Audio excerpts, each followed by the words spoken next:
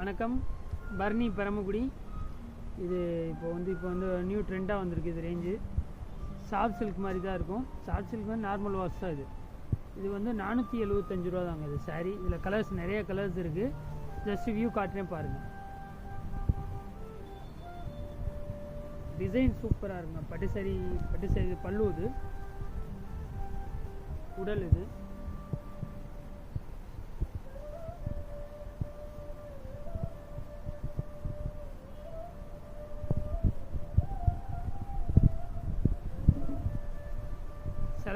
Colour mustard colour, இது border.